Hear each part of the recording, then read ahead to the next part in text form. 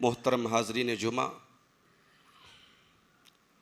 آج 20واں روزہ رکھنے کی سعادت ہم اور آپ حاصل کر رہے ہیں، اور آج کی رات رمضان کے آخری عشرے کی پہلی رات ہے۔ اس امت کو اللہ تعالیٰ نے بہت ساری نعمتوں سے نوازا ہے۔ انہی نعمتوں میں سے ایک نعمت یہ بھی ہے کہ اللہ تعالیٰ نے اس امت کو ایسے ایام دیے ہیں، ایسی راتیں دی ہیں، ایسے موقع دیے ہیں جن میں عمل کا ثواب بہت زیادہ ہے۔ پچھلی امتوں کو عمر زیادہ ملی تھی، 200 سال 300 سال۔ حضرت نوح علیہ السلام کی عمر جو ہے 950 سال، تو پچھلی امتوں کی عمریں زیادہ تھیں۔ اس امت کی عمر کم ہے۔ اس امت کی ایوریج عمر جو ہے بٹوین 60 and 70، 60 اور 70 کے درمیان ہے۔ اللہ تعالیٰ نے عمر کم دی ہے، لیکن اللہ تعالیٰ نے اس کا الٹرنیٹ کیا دیا کہ اس امت کو ایسے ایام دیے، ایسی راتیں دی، ایسی جگہیں دی جہاں عمل کا ثواب بہت زیادہ ہے۔ مسجد حرام میں آپ ایک ٹائم کی نماز پڑھتے 1 لاکھ نماز کا ثواب ملتا ہے۔ مسجد نبوی میں آپ ایک نماز پڑھتے 1000 نماز کا ثواب ملتا ہے۔ مسجد اقصیٰ میں آپ ایک نماز پڑھتے 500 نمازوں کا ثواب ملتا ہے۔ رمضان کے آخری عشرے کی کوئی ایک رات لیلۃ القدر ہے۔ اب یہ رات کیسی رات ہے؟ اس رات کا ذکر اللہ نے قرآن میں کیا، اور اللہ نے قرآن میں اس رات کی فضیلت میں پوری ایک سورت اتار دی۔ اِنَّا أَنزَلْنَاهُ فِي لَيْلَةِ الْقَدْرِ وَمَا أَدْرَاكَ مَا لَيْلَةُ الْقَدْرِ لَيْلَةُ الْقَدْرِ خَيْرٌ مِّنْ أَلْفِ شَهْرٍ تَنَزَّلُ الْمَلَائِكَةُ وَالرُّوحُ فِيهَا بِإِذْنِ رَبِّهِم مِّن كُلِّ أَمْرٍ سَلَامٌ هِيَ حَتَّى مَطْلَعِ الْفَجْرِ۔ ہم نے اس قرآن کو لیلۃ القدر میں اتارا، اور تم کیا جانو کہ لیلۃ القدر کیا ہے؟ لیلۃ القدر 1000 مہینوں سے بہتر ہے۔ اللہ نے یہ نہیں کہا کہ لیلۃ القدر 1000 مہینوں کے برابر ہے، اللہ نے کہا بہتر ہے۔ کتنی بہتر ہے اللہ زیادہ جانتا ہے۔ 1000 مہینے کتنے ہوتے ہیں؟ لگ بھگ آپ کیلکولیٹر پہ کیلکولیٹ کریں گے، شاید 84 سم تھنگ کچھ ہوتے ہیں، 84 سال۔ ایک رات کی عبادت، اگر آپ کو قدر کی یہ رات مل گئی تو اس ایک رات کی عبادت آپ کو 84 سال سے بھی زیادہ ٹائم کی عبادت کا ثواب آپ کو دے گی۔ اور یہ وہ رات ہے تنزل الملائکۃ والروح فیہا بإذن ربہم من کل امر۔ اس رات میں اللہ تعالیٰ کے فرشتے زمین پر اترتے ہیں، روح الامین حضرت جبریل علیہ السلام زمین پر اترتے ہیں اللہ کے حکم سے۔ سلام، یہ رات سلامتی والی ہوتی ہے، ہی حتی مطلع الفجر، فجر تک، یہ رات فجر تک رہتی ہے۔ اب یہ رات کون سی رات ہے؟ صحیح بات یہ ہے کہ اس رات کو اللہ تعالیٰ نے سیکرٹ رکھ دیا، اور نبی اکرم صلی اللہ علیہ وسلم نے اس رات کو رمضان کے آخری عشرے میں تلاش کرنے کا حکم دیا، اور آخری عشرے کی طاق راتوں میں اس رات کے ہونے کے چانسز زیادہ ہیں۔ مگر آپ کو ایک بات میں بتا دوں، ہمارے یہاں ایک بہت بڑی لاپرواہی کیا ہو رہی کہ ہم نے طاق راتوں کو اہمیت دی، اچھی بات ہے۔ جو بیچ میں جفت راتیں ہیں ہم نے ان کو بالکل یتیم بنا دیا۔ میں بالکل صحیح جملہ استعمال کر رہا ہوں، یتیم بنا دیا۔ مسجدیں طاق راتوں میں بھری ہیں نمازیوں سے، عبادتوں کا دور چل رہا ہے، ذکر ہو رہا ہے، تلاوت ہو رہی ہے، اور بیچ کی جو جفت راتیں ہیں صاحب اس میں کوئی تراویح پڑھنے والا بھی نہیں ہے۔ یہ ہم بہت بڑی ناانصافی کر رہے ہیں۔ اللہ کے پیارے نبی اسی لیلۃ القدر کی تلاش میں 10 دن کا اعتکاف کرتے تھے۔ جو ہم بڑے پکے اہل حدیث ہیں، ہمارے پاس اتنا وقت نہیں کہ ہم اعتکاف کریں۔ بھائی ہم بہت بزی لوگ ہیں، نبی سے بھی زیادہ بزی ہیں، صحابہ سے بھی زیادہ بزی ہیں۔ نبی کے دور میں نبی کی عورتیں اعتکاف میں بیٹھتی تھیں، ان کے پاس گھر میں کام نہیں ہوتے تھے، ان کے پاس جو ہے مصروفیات نہیں تھیں۔ مگر آج ہم اتنے بزی ہو گئے، ہماری مسجدیں ویران ہیں۔ کیوں صاحب؟ ہم بڑے پکے اہل حدیث ہیں۔ معاف کرنا میرے بھائیوں، ہم نے اہل حدیثیت کا دائرہ بڑا تنگ کر دیا ہے۔ سینے پر ہاتھ باندھ لینا اور رفع الیدین کر لینا یہ کون سا بڑا کمال کا کام ہے؟ شاعر نے کہا تھا یہ شہادت گہے الفت میں قدم رکھنا ہے، لوگ آسان سمجھتے ہیں مسلمان ہونا، یہاں مسلمان کو اہل حدیث سے چینج کر دیجئے، لوگ آسان سمجھتے ہیں اہل حدیث ہونا۔ آج ہندوستان کے مختلف علاقوں میں، قریوں میں، دیہاتوں میں جب میں جاتا ہوں اور جماعت کی تاریخ پر جب نظر دوڑاتا ہوں، بزرگوں سے وہاں کی تاریخ کے بارے میں سنتا ہوں تو آنکھوں سے آنسو بہہ جاتے ہیں۔ ہمارے علماء نے بیل گاڑیوں پہ سفر کر کے، پیدل سفر کر کے، گاؤں گاؤں، قریے قریے توحید کی آواز کو پہنچایا۔ اور یاد رکھو اس جماعت کا مشن ہر دور میں یہی رہا ہے، اللہ کی توحید کو اللہ کے بندوں تک کیسے پہنچایا جائے۔ یہ ویلفیئر کے کام، یہ سوشل ورک، یہ مریضوں کی خدمت، یہ مسافروں کی خدمت، یہ سارے کام ضروری ہیں، لیکن یہ سیکنڈری کام ہے۔ اس جماعت کا، اس مسلک کا، اس منہج کا بنیادی کام ہے اللہ کے بندوں کو اللہ سے جوڑا جائے۔ آپ کے شہر میں شرک ہو رہا ہو اور آپ کی پیشانی پر بل نہ پڑے، آپ کے محلے میں بدعت و خرافات ہو رہی ہو اور آپ کو دیکھ کر کے کوئی درد نہ ہوتا ہو، اس کا مطلب کہ آپ کے سینے کی اہل حدیثیت مر چکی ہے میرے پیارے ساتھی۔ اور واللہ دعوت کا کام آج جتنا آسان ہے 100 سال پہلے اتنا آسان نہیں تھا۔ ایک ایک کتاب کے لیے ہماری جماعت کے بزرگوں نے، چترا درگا کے لوگوں نے رائے درگ کا سفر کیا، بنگلور کا سفر کیا، کبھی فلاں مولانا سے ملے، کبھی فلاں مولانا سے ملے، لوگوں نے سفر کیے ہیں اور مناظرے کیے ہیں اور بحثیں کی ہیں، مار پیٹ کھائی ہے، مسجدوں سے بھگائے گئے ہیں، اپنے گھروں کو مسجد بنا کے وقف کیا ہے، بڑے بڑے دور ہماری جماعت نے دیکھے ہیں۔ آج الحمدللہ اتنا شاندار مرکز ہمیں ملا ہے، یہاں ساری سہولتیں موجود ہیں، مگر ہم نہ جماعت کا وہ درد ہمارے سینے میں ہے، نہ دعوت کا وہ درد ہمارے سینے میں۔ آج علماء ہمارے پاس چل کے آتے ہیں، ان کے بیانات سننے کی، ان کے دروس سننے کی ہمارے پاس ٹائم نہیں ہے۔ جمعہ کی نماز میں دیکھتا ہوں ایک بڑی تعداد بالکل لاسٹ مومنٹ پر، معلوم ہے کہ 1:15 بجے جمعہ کی نماز کھڑی ہوگی، وہ 1:10 پر جو ہے مسجد میں انٹری کرتے ہیں۔ یہ شرم کی بات نہیں، افسوس کی بات نہیں ہے میرے ساتھیوں۔ پیارے نبی نے جمعہ کے دن جو جتنا پہلے آئے اس کو اتنے بڑے ثواب کی بشارت سنائی۔ جو جمعہ کے دن سب سے پہلے آئے اللہ کی راہ میں اونٹ قربان کرنے کا ثواب، جو دوسرے نمبر پہ آئے اللہ کی راہ میں گائے قربان کرنے کا ثواب، جو تیسرے نمبر پہ آئے اللہ کی راہ میں بکرا قربان کرنے کا ثواب، جو چوتھے نمبر پہ آئے اللہ کی راہ میں مرغی ذبح کرنے کا ثواب، مرغی قربان کرنے کا ثواب، جو لاسٹ میں آئے اللہ کی راہ میں انڈا دینے کا ثواب۔ اور نبی نے فرمایا جب امام ممبر پہ چڑھ جاتا ہے، خطبہ شروع ہو جاتا ہے، تو یہ ثواب لکھنے والے فرشتے اپنا رجسٹر بند کر دیتے۔ ہم اتنے بڑے بد نصیب ہیں، یا یہ کہہ لیجیے کہ ہمارے پاس نیکیوں کا اتنا بڑا انبار ہے کہ ہم اس ثواب کو جو اللہ فری میں ہمیں دے رہا ہے ہم لینے کے لیے تیار نہیں ہیں۔ ہم ہمیشہ اس ٹائم مسجد آتے ہیں جب نیکیوں کا رجسٹر بند ہو جائے۔ لیلۃ القدر میرے پیارے ساتھیوں، رمضان کے آخری عشرے کی کوئی بھی ایک رات ہو سکتی، ٹھیک ہے زیادہ پاسبلٹی ہے طاق راتوں میں سے ہو، مگر بیچ کی، میں کہتا ہوں ٹھیک ہے آپ طاق راتوں میں زیادہ محنت کرو، مگر جو بیچ کی راتیں ہیں اس میں تھوڑی بہت عبادت کر لو، نبی کی سنت پر تو عمل ہو جائے۔ نبی تو پورے آخری عشرے میں اپنے گھر کی عورتوں کو جگاتے تھے۔ اور معاف کرنا ایک اور شکایت ہے مجھے آپ سے، طاق راتوں میں ہم کیا کرتے ہیں صاحب، مسجد میں آئے، قیام اللیل پڑھا، ہم نے تراویح پڑھی، علماء کا بیان سنا، اس کے بعد ٹائم تو بہت ہے، پوری رات بڑی پڑی ہے۔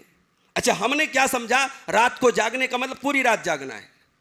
ارے اللہ کے بندو، اگر 1-2 گھنٹے سو لیے تو کوئی اس رات کی کوئی ناقدری نہیں ہے۔ اللہ کے نبی صلی اللہ علیہ وسلم ہمیشہ تہجد پڑھتے تھے تو رات میں تھوڑی دیر سو کر کے اٹھتے تھے۔ اب یہ جو رات بھر ہم جاگتے ہیں اس کا سائیڈ ایفیکٹ یہ ہے کہ اگلے دن بھر ہم سوتے رہتے ہیں اور پھر اگلی رات میں جاگنا ہمارے لیے بہت مشکل ہو جاتا ہے۔ اور ہم کرتے کیا ہیں کہ علماء کے بیانات سنے، تقریر سنی ہم نے اور کچھ دیر بیٹھ کر کے ذکر کیا، اس کے بعد ہم بازاروں میں بیٹھ کر کے چائے پی رہے ہیں اور گپے لڑا رہے ہیں اور ٹائم پاس کر رہے ہیں۔ اور اب تو ماشاءاللہ IPL بھی شروع ہونے والا ہے، اب تو میچوں کے اسکور بھی دیکھے جائیں گے، سٹے بازی بھی لگے گی، یہ سب کچھ ہوگا۔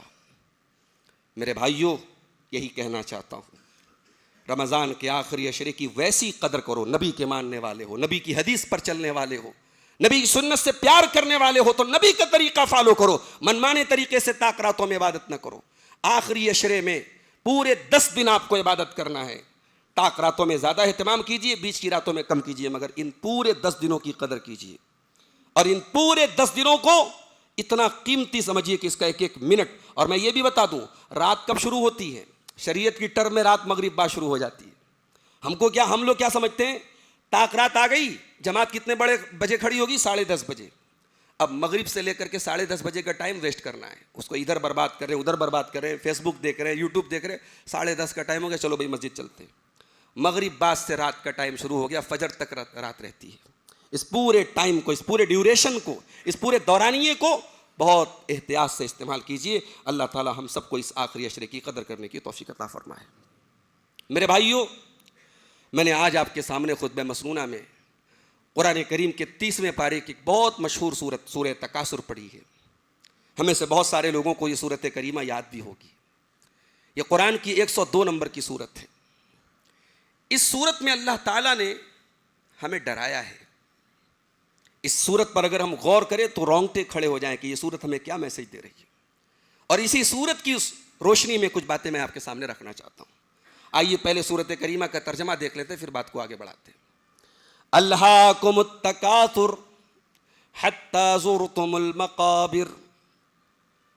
میرے بندو، تم کو غافل کر دیا ہے کثرت کی چاہت نے. تکاثر کا مطلب کسی چیز کا زیادہ ہونا. اب یہ مال بھی ہو سکتا ہے، یہ دنیا کی شہرت بھی ہو سکتی ہے، یہ بال بچے بھی ہو سکتے ہیں. کسی بھی چیز کی کثرت کی چاہت کہ یہ چیز میرے پاس زیادہ ہو جائے، دیٹ از کالڈ تکاثر. اللہ نے کہا تکاثر نے تمہیں غافل کر دیا. اب غور کیجئے گا، جب ہم بولتے ہیں کہ غافل کر دیا تو دو چیزیں ہوتی ہیں نا. ایک یہ کہ ایک چیز غافل کر رہی ہے، اور دوسرے کس چیز سے غافل کر رہی ہے. اللہ نے یہ تو بتایا کہ کیا چیز غافل کر رہی ہے. تکاثر غافل کر رہا ہے، میں کس چیز سے غافل کر رہا ہے اللہ نے اس کو مینشن نہیں کیا. اور اس میں ایک بہت بڑا نقطہ ہے کہ زندگی میں ہر وہ چیز جو ہمیں ہمارے مقصد سے غافل کر دے، ہمارے مشن سے غافل کر دے، ہمیں اہم چیزوں کے بجائے فضول چیزوں میں لگا دے، وہ اس آیت کریمہ میں آ گئی. الہاکم التکاثر، تم کو غافل کر دیا ہے کثرت کی چاہت نے.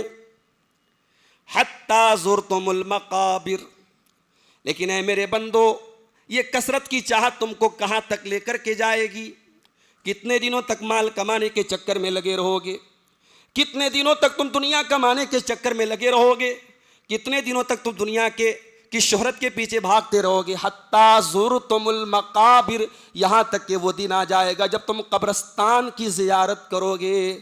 علماء نے لکھا ہے کہ قبرستان کی زیارت سے مراد یہاں موت ہے. جب تم مر جاؤ گے اور قبرستان چلے جاؤ گے. until you visit the graves، تم قبروں کی زیارت کرو، قبروں کو وزٹ کرو گے. علامہ ابن قیم نے بڑے پوائنٹ کی بات لکھی. کہا کہ اللہ نے زیارت کا لفظ کیوں استعمال کیا؟ زیارت سمجھتے ہیں بھئی ایک آدمی بیمار ہے، اب آپ گئے 10 منٹ اس کے پاس رہے، آدھا گھنٹہ رہے، پھر مل کر کے چلے آئے. اللہ نے یہ نہیں کہا کہ جب تم مر جاؤ گے، اللہ نے کہا حتی زرتم المقابر، جب تم قبروں کی زیارت کرو گے. اس میں نقطہ یہ ہے کہ قبر میں پرماننٹ نہیں رہنا ہے، قبر میں بھی ایک ٹائم تک رہنا ہے. اصل ٹھکانہ تو جنت یا جہنم ہے. قبر کی زندگی بھی پرماننٹ نہیں ہے، وہ بھی ٹیمپرری ہے. ٹھیک ہے وہ قیامت تک چلے گی، مگر قیامت کا جب دن آئے گا پھر قبر سے آپ کو نکل کر کے، برزخ کی زندگی سے نکل کر کے آپ کو جو ہے اللہ کے یہاں جانا ہے. اس کے بعد اللہ فرماتا ہے کلا سوف تعلمون ثم کلا سوف تعلمون. ہرگز نہیں، ان قریب تم کو پتہ چل جائے گا.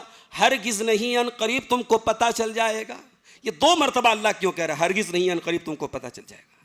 یعنی اے میرے بندو، مال و دولت کے چکر میں، دنیا کے چکر میں، بیوی بچوں کے چکر میں، دنیا کی شہرت کے چکر میں تم اللہ کو بھول کے بیٹھے ہو، تم آخرت کو بھول کے بیٹھے ہو. تمہیں اپنا انجام ضرور پتہ چل جائے گا. کلا سوف تعلمون، ان قریب تم کو ضرور پتہ چل جائے گا. ثم کلا سوف تعلمون، اور پھر ایک مرتبہ اور تم کو پتہ چلے گا. ایک مرتبہ موت کے ٹائم پتہ چلے گا اور ایک مرتبہ قبر میں پتہ چلے گا. پہلی مرتبہ تو جب انسان موت دیکھے گا نا تبھی پتہ چل جائے گا. اللہ کے نبی کی ایک حدیث یاد آ گئی، صحیح مسلم کی روایت ہے. حضرت عبداللہ بن شخیر رضی اللہ تعالیٰ عنہ کہتے ہیں کہ میں اللہ کے نبی کے پاس گیا تو اللہ کے نبی یہی قرآن کی تلاوت کر رہے تھے، یہی سورت پڑھے تھے، الہاکم التکاثر. یہی سورت پڑھتے پڑھتے اللہ کے نبی نے فرمایا یقول ابن آدم مالی مالی، آدم کا بیٹا کہتا ہے میرا مال میرا مال. وَهَلْ لَكَ يَا ابْنَ آدَمَ مِن مَالِكَ إِلَّا مَا أَكَلْتَ فَأَفْنَيْتَ أَوْ لَبِسْتَ فَأَبْلَيْتَ أَوْ تَصَدَّقْتَ فَأَمْضَيْتَ. اللہ کہتا ہے کہ اے آدم کے بیٹے، تیرے مال کی صرف 3 ہی حقیقت ہے. یا تو اس مال کو تو کھا کے ختم کر دیتا ہے، یا پہن کے پرانا کر دیتا ہے، یا اللہ کی راہ میں صدقہ دے کر کے تو آگے بڑھاتا ہے بس. وما سوا ذالک، مال بس یہی 3 کیٹیگری کا ہے، اور اس کے سوا جو بھی مال ہے تجھے دنیا سے جانا ہے اور دوسروں کے لیے چھوڑ کے جانا ہے. میں نے کسی دن درس میں ایک بات کہی تھی کہ انسان اپنی اولاد کے لیے آج حرام کمائی کماتا ہے نا، سود کا پیسہ گھر میں لاتا ہے، بے ایمانی کا پیسہ گھر میں لاتا ہے، دوسروں کا حق مارتا ہے. کون سی اولاد کے لیے بھائی؟ آنے والی نسلیں آپ کا نام تک یاد نہیں رکھیں گی. یہ اولاد بہت کرے گی، آپ کے بیٹے ہوں گے، آپ کے مرنے کے بعد اگر نیک اور دیندار ہوں گے آپ کے لیے دعا کریں گے، نیک اور دیندار بھی نہیں ہے تو وہ بھی نہیں کریں گے. بہت کریں گے آپ کی طرف سے بھی، ہمارے ابا کی طرف سے یہ مسجد میں چندہ لے لو، یہ مدرسے میں چندہ لے لو، بس اتنا کریں گے. پھر آپ کے بیٹوں کے جو بیٹے آئیں گے، آپ کے پوتے آئیں گے، آپ کے پر پوتے آئیں گے، انہیں اپنے دادا پردادا کا نام تک یاد نہیں ہوگا. اور آج کی یہ فاسٹ فوڈ والی جنریشن جو کھانا بھی کھاتی ہے تو 5 منٹ والا کھانا کھاتی ہے، اسے کیا پڑی ہے کہ اپنے دادا پردادا کے بارے میں جاننے کی کوشش کرے. اب تو بڑے بڑے شہروں میں ایسا خود غرضی کا عالم ہے کہ 1-2 فلیٹ میں انسان رہتے ہیں، ایک فلیٹ والے کو اپنے بازو والے فلیٹ کی خبر نہیں کہ اس میں کون جی رہا ہے کون مر رہا ہے. دنیا تو اتنی خود غرض ہو چکی ہے میرے ساتھی. تو یہ ینگ جنریشن، یہ نیو جنریشن، اسے بہت زیادہ اس سے مطلب نہیں میرا دادا کون تھا، میرا پردادا کون تھا. جس نسلوں کے لیے آپ نے حرام کمائیاں کمائی ہیں، آپ نے پراپرٹیز خریدی ہیں، زمینیں خریدی ہیں، یہ نسلیں آپ کا نام تک یاد نہیں رکھیں گی. نبی نے فرمایا مال صرف 3 کیٹیگری کا ہوتا ہے: جو کھا کے ختم کر دیا، جو پہن کے پرانا کر دیا، جو صدقہ کر کے آپ نے اللہ کی راہ میں بڑھا دیا. باقی جو ہے وہ آپ اسے لوگوں کے لیے چھوڑ کے جائیں گے. اللہ فرماتا ہے کلا لو تعلمون علم الیقین، اے میرے بندو ہرگز ویسا نہیں ہے جیسا تم سوچتے ہو. کلا لو تعلمون علم الیقین، کاش کہ تم یقین والا علم رکھتے. تم قیامت کے بارے میں جانتے تو ہو، قبر کے بارے میں جانتے تو ہو، مگر یقین نہیں ہے. اگر تم کو یقین ہوتا تو یہ حال نہ ہوتا. لَتَرَوُنَّ الْجَحِيمَ، اے میرے بندو اللہ قسم کھا کے کہتا ہے تم ضرور جہنم کو دیکھو گے. مومن بھی دیکھے گا، کافر بھی دیکھے گا. جب پل صراط پر سے ہم پل صراط کو پار کریں گے، متقیوں کو بھی پار کرنا ہے، نیک لوگوں کو بھی پار کرنا ہے، گنہگاروں کو بھی پار کرنا ہے. سب کو جہنم کا منظر سب کو دکھائی دے گا. جہنم کا منظر سب. وَإِن مِّنكُمْ إِلَّا وَارِدُهَا، قرآن کہتا ہے جہنم کے اوپر سے سب کو گزرنا ہے. لَتَرَوُنَّ الْجَحِيمَ، تم ضرور جہنم کو دیکھو گے. ثُمَّ لَتَرَوُنَّهَا عَيْنَ الْيَقِينَ، اور اپنی یقین کی آنکھوں سے دیکھو گے. یقین کی آنکھوں سے، جس میں کوئی ڈاؤٹ نہیں، کوئی شک نہیں. تم جہنم کو ضرور دیکھو گے میرے بندو. ثُمَّ لَتُسْأَلُنَّ يَوْمَئِذٍ عَنِ النَّعِيمِ، اور پھر تم سے ان نعمتوں کے بارے میں سوال کیا جائے گا جو نعمتیں تم کو دی گئی ہیں. صحیح مسلم کی روایت ہے، اللہ کے پیارے نبی گھر سے نکلتے ہیں، راستے میں ابو بکر عمر فاروق رضی اللہ تعالیٰ عنہما سے ملاقات ہوتی ہے. اللہ کے نبی پوچھتے ما اخرجکما، اے ابو بکر اے عمر کیوں گھر سے نکلے ہو، کیا بات ہے؟ کہتے ہیں اللہ کے نبی ما اخرجنی اخرجنا الا الجوع، اے اللہ کے نبی ہم کو بھوک نے گھر سے نکالا ہے. آپ نے فرمایا اس اللہ کی قسم جس کے ہاتھ میں میری جان ہے، میں بھی بھوک سے تڑپ کر کے گھر سے نکلا ہوں. یہ تینوں لوگ چلتے چلتے ایک انصاری صحابی کے گھر پہ پہنچے. انصاری صحابی گھر پہ نہیں تھے، ان کی بیوی گھر پہ تھیں. بیوی بہت خوش ہوئی، اللہ کے نبی ہمارے گھر پہ آئے ہیں، ابو بکر عمر ہمارے گھر پہ آئے ہیں. تینوں لوگوں کو مہمان خانے میں بٹھایا اور دوڑی دوڑی کھجور کے باغ میں پہنچی. اپنے شوہر سے جا کے کہا اے میرے شوہر آج دنیا کے سب سے معزز مہمان ہمارے گھر میں آئے ہیں، اللہ کے پیارے نبی ہمارے گھر میں آئے ہیں، ابو بکر عمر ہمارے گھر میں آئے ہیں. صحابی کی خوشی کا کوئی ٹھکانہ نہیں ہے. صحابی آتے ہیں اور ان تینوں کو دیکھ کے کہتے ہیں آج اللہ کی قسم مجھ سے زیادہ کوئی عزت والا نہیں ہے، مجھ سے زیادہ کوئی شان والا نہیں ہے، آج دنیا کے سب سے معزز مہمان میرے گھر میں آئے ہیں. صحابی جاتے ہیں اور کھجوروں کے گچھا لاتے ہیں. اس میں سوکھی کھجوریں بھی ہیں، اس میں تازہ کھجوریں بھی ہیں، کئی ٹائپ کی کھجوریں ہیں. وہ پورا گچھا پوری ٹوکری لے کے آتے ہیں. اس کے بعد چھری لیتے ہیں جانور ذبح کرنے کے لیے. اللہ کے نبی فرماتے ایاک والحلوب، اے میرے صحابی دیکھو بکری اگر ذبح کرنا تو ایسی بکری کو مت ذبح کرنا جو دودھ دینے والی ہو. تھوڑی دیر کے بعد صحابی بکری کو ذبح کر کے گوشت بھی لے آتے ہیں. اللہ کے پیارے نبی ٹھنڈا ٹھنڈا پانی پی رہے ہیں، کھجور کھا رہے ہیں، گوشت کھا رہے ہیں، اور آپ نے یہ ساری نعمتیں کھاتے ہوئے پیتے ہوئے اپنے دونوں صحابی سے کہا، ابو بکر و عمر سے کہا، اے ابو بکر اے عمر، ہم گھر سے نکلے تھے، خالی پیٹ نکلے تھے، بھوک سے تڑپ کر کے نکلے تھے، اور ابھی دیکھو اللہ تعالیٰ ہم کو کتنی بہترین غذائیں کھلا رہا ہے، ہم کو کھلا رہا ہے، پلا رہا ہے۔ اے ابو بکر و عمر، کان کھول کر کے سن لو، لَتُسْأَلُنَّ يَوْمَئِذٍ عَنِ النَّعِيمِ، اللہ تعالیٰ کیا ان نعمتوں کا جواب دینا پڑے گا؟ جتنی نعمتیں آپ کو ملیں گی ان نعمتوں کا میرے پیارے ساتھیوں ہمیں اور آپ کو حساب دینا پڑے گا۔ میں اور نعمتوں کی بات نہیں کرتا، اللہ نے ہم کو کتنی اولاد دی، کتنا گھر بار دیا، کتنی دولت دی۔ میں دو نعمتوں کی خاص طور سے آپ سے بات کرنا چاہتا ہوں۔ اللہ نے ایک نعمت ہمیں نعمت اسلام کی شکل میں دی۔ اسی ملک میں کروڑوں لوگ ہیں پتھر کے بتوں کی عبادت کرتے ہیں، اسی ملک میں کروڑوں لوگ ہیں جو گائے کی عبادت کرتے ہیں، سانپ کی عبادت کرتے ہیں، سور کی عبادت کرتے ہیں، چوہے کی عبادت کرتے ہیں، ندیوں کی عبادت کرتے ہیں، حتیٰ کہ شرمگاہ کی عبادت کرتے ہیں۔ اللہ تعالیٰ نے ہمیں اور آپ کو اس گندگی سے بچا لیا میرے ساتھیوں۔ اللہ نے ہمیں لا الہ الا اللہ والا بنایا، اللہ نے ہمیں توحید پر بنایا، اور دعا کرو اللہ اسی توحید پر دنیا سے ہمارا خاتمہ کر دے۔ بہت بڑی نعمت ہے میرے پیارے ساتھیوں، اتنی بڑی نعمت ہے یہ توحید کی نعمت۔ کل جب جنت میں جنتی جائیں گے تو وہاں جا کر کے اس نعمت کا احساس ان کو ہوگا، اور جنتی جنت میں جانے کے بعد کہیں گے الحمدللہ الذی ہدانا لہذا وما کننا لنہتدی لولا ان ہدانا اللہ۔ اے اللہ تیرا کرم اور تیرا شکر ہے کہ تو نے ہمیں اسلام کی نعمت سے نوازا، تو نے ہدایت کی نعمت سے نوازا۔ اے اللہ ہم اس نعمت کو نہیں پا سکتے تھے اگر تو ہم کو نہ عطا کرتا۔ بھئی ہمارے اندر کون سرخاب کا پر لگا ہے؟ اللہ نے ہمیں اسلام جیسی نعمت سے نوازا۔ پھر اور آگے بڑھو، اسلام کی نعمت میں آنے کے بعد دنیا میں سینکڑوں فرقے ہیں مسلمانوں میں، سب اپنے آپ کو جنتی بول رہے ہیں، سب اپنے آپ کو صحیح بول رہے ہیں۔ اللہ تعالیٰ نے ان جماعتوں میں، ان مسلکوں میں ہمیں وہ مسلک دیا، ہمیں وہ منہج دیا، ہمیں اس راستے پہ چلنے کی توفیق دی جس میں کوئی ڈنڈی نہیں ماری گئی، جس میں کوئی 420 ہی نہیں ہے، جو بڑا کلین اینڈ کلیئر راستہ ہے۔ نہ ہماری توحید میں کوئی ملاوٹ ہے، نہ ہماری محبت رسول میں کوئی ملاوٹ ہے۔ اور یاد رکھو اہل حدیث کی یہی دو خصوصیت ہے، ہم اللہ کا حق کسی اور کو دینے کو تیار نہیں، ہم رسول اللہ کا حق کسی اور کو دینے کو تیار نہیں۔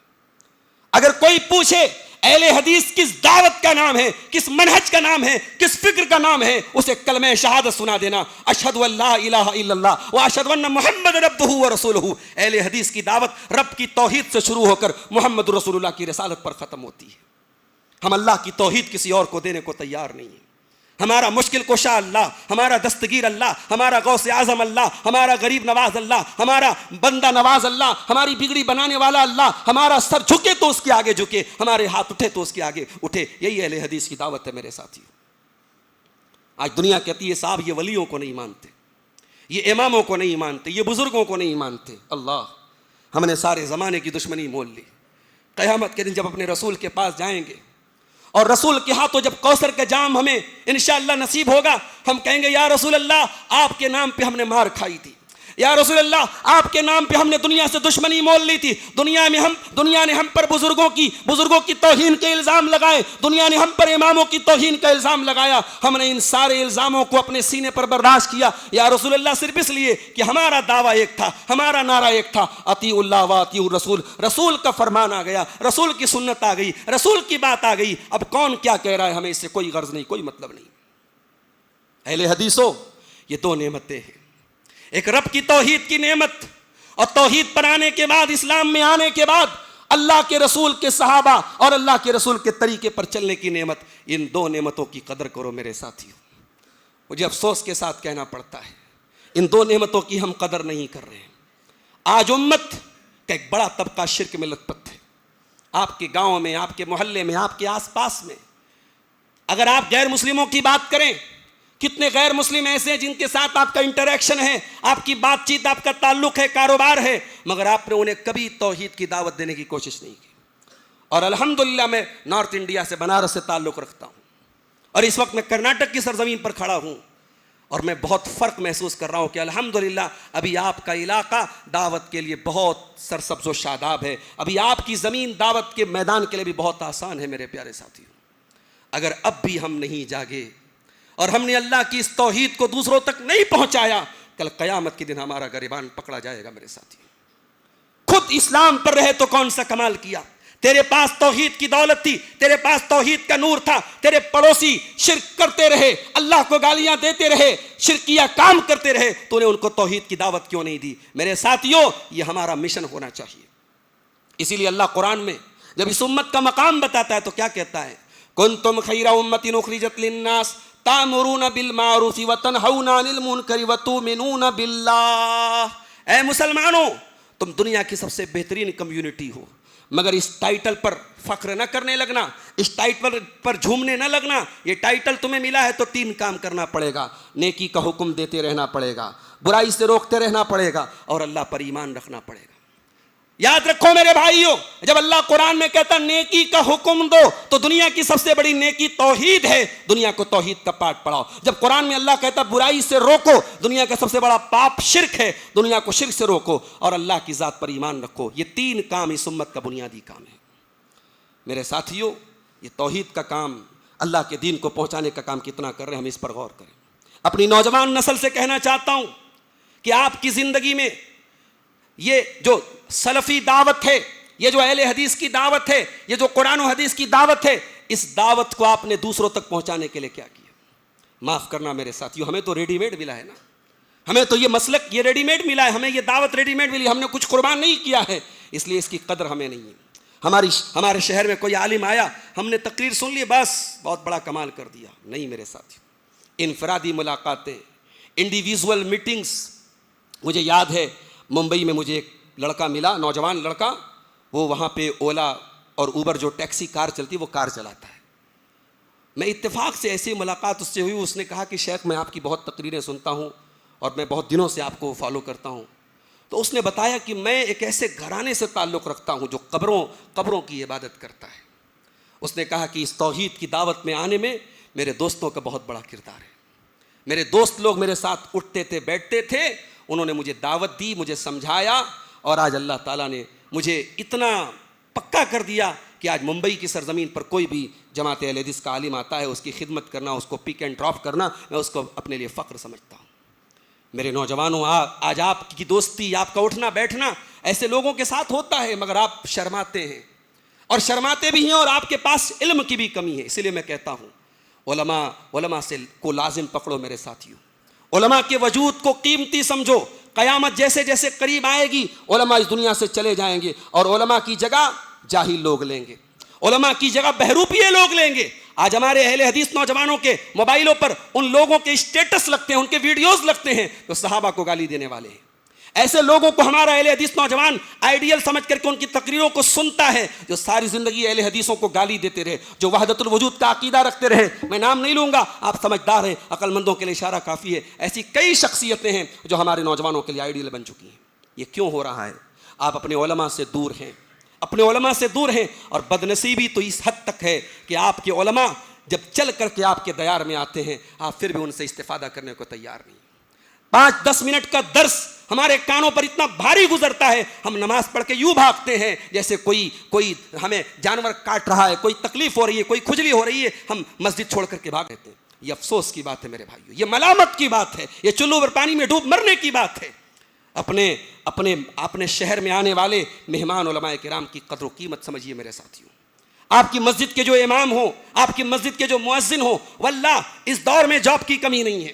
کووڈ کے دور میں ہم نے کئی علماء کو دیکھا جو مسجدوں کے امام تھے, جو مسجدوں کے مؤذن تھے, جن کی تنخواہوں کو ذمہ داروں نے کاٹ لیا کووڈ کی وجہ سے. ان بیچاروں نے جب دیکھا ساری زندگی ہمیں نماز پڑھاتے رہے, ساری زندگی اذان دیتے رہے, اور آج اس کا صلہ یہ ملا کہ کووڈ کے اس دور میں ہماری تنخواہیں کاٹ دی گئی. وہ بیچارے ٹھیلا چلانے لگے, وہ مزدوری کرنے لگے, وہ پیٹھ پر بوجھ لادنے لگے, اور دنیا سے انہوں نے یہ کہہ دیا کہ ہمیں یہ ذلت کی نوکری منظور نہیں ہے. میرے ساتھیوں, اس دور میں اگر کوئی آپ کی مسجد کا امام ہے, کوئی مؤذن ہے, کوئی مسجد کی خدمت کر رہا ہے, اس سروس کو حقیر نہ سمجھنا میرے بھائیو, اس کو ملازموں کی طرح ٹریٹ نہ کرنا. وہ اس دور کا بہت نیک انسان ہے, بہت بڑا کام کر رہا ہے. ان مناصب کی, ان عہدوں کی اور ان ذمہ داریوں کی قدر کرو میرے پیارے ساتھیوں. اللہ تعالیٰ سے ہم دعا کرتے ہیں رب العالمین ہمیں صحیح معنوں میں قرآن و حدیث پہ چلنے والا بنا دے. رب العالمین توحید کی جو نعمت تو نے ہم کو دی ہے, اس نعمت کی ہم سب کو قدر و قیمت سمجھنے کی توفیق عطا فرما. رب العالمین ہمیں صحابہ کرام کے منہج پر زندگی کی آخری سانس تک چلنے کی توفیق عطا فرما. الہ العالمین ہم بڑے سست اور کاہل لوگ ہیں, ہم عبادتوں کے معاملے میں بہت پیچھے لوگ ہیں. اے اللہ ہم جو تھوڑی موڑی عبادتیں کرتے ہیں, یہ عبادتیں بھی بڑی ناکاری عبادتیں ہیں, بڑی ٹوٹی پھوٹی عبادتیں ہیں, بڑی کمزور عبادتیں ہیں. اے اللہ ہماری عبادتیں تو اس لائق نہیں ہے تیری بارگاہ میں قبول ہوں. اے اللہ تو اپنے فضل و کرم سے ہماری عبادتوں کو قبول فرما دے. اے اللہ ہمیں خوب معلوم ہے ہماری تراویح کی حیثیت کیا ہے, ہمیں خوب معلوم ہے ہمارے روزوں کی اوقات کیا ہے. اے اللہ ہمارے ان روزوں کو, ہمارے صیام و قیام کو, ہمارے ذکر و تلاوت کو, جو بھی تھوڑی موڑی عبادتیں اللہ ہم کرتے ہیں, پروردگار تو اپنے شان رحیمی سے, اپنی شان کریمی سے تو ہماری عبادتوں کو قبول فرما دے. الہ العالمین ہمیں سے بہت سارے لوگ بیمار ہیں. اے اللہ کوئی ہاسپٹلوں میں پریشان ہے, کوئی بچوں کو لے کے پریشان ہے, کوئی زندگی اور موت کی لڑائی لڑ رہا ہے. اے اللہ ہمارے تمام مریضوں کو شفائے کامل عاجل عطا فرما دے. اے اللہ ملک کے بہت سارے علاقوں میں ظلم و ستم کی داستانیں لکھی جا رہی ہیں, ظلم مسلمانوں پر ہو رہا ہے اور پھر انہی کے خلاف کیس لادے جا رہے ہیں, ان کے نوجوانوں کو جیل کی کوٹریوں میں بند کیا جا رہا ہے. اے اللہ ان تمام مجبور اور مظلوم ہمارے بھائیوں کی مدد فرما دے. الہ العالمین ہم میں سے جو روزی روٹی سے پریشان ہیں, کاروبار سے پریشان ہیں, پونا کے اندر پوری ایک بستی کو تباہ کر دیا گیا. 20 سال سے اتر پردیش کے کچھ لوگ وہاں جا کے بسے تھے, وہاں پہ انہوں نے کاروبار سیٹ اپ کیا تھا. اللہ تعالیٰ نے ان کو اچھی خاصی دولت دی تھی, آج ان کی پوری بستی پہ بلڈوزر چلا دیا گیا. ابھی کل میں نے ایک ویڈیو دیکھا, ان کے گھر توڑ دیے گئے, ان کے آشیانے توڑ دیے گئے, مگر ان کے حوصلے نہیں ٹوٹے. انہوں نے مکان ٹوٹنے کے بعد بھی افطار کی دعوت دی ہے اور سارے گاؤں کو مل کر کے انہوں نے افطار کی دعوت دی ہے. اے اللہ اپنے ان ٹوٹے ہوئے دلوں کو تو جوڑ دے الہ العالمین, ان کمزور بھائیوں کی تو مدد فرما دے. اے اللہ دنیا میں جہاں بھی ہمارے مسلمان بھائیوں پر ظلم و ستم ہو رہا ہے, پروردگار تو ان کی داد رسی فرما دے, ان کی مدد فرما دے. جب تک تو دنیا میں زندہ رکھ, اسلام پر زندہ رکھ, اور ہم سب کا خاتمہ ایمان پر ہو. آمین. وآخر دعوانا الحمدللہ رب العالمین. مولانا عبد الغفار سلفی کے بیانات سننے کے لیے مولانا کے اس آفیشل چینل کو سبسکرائب کریں.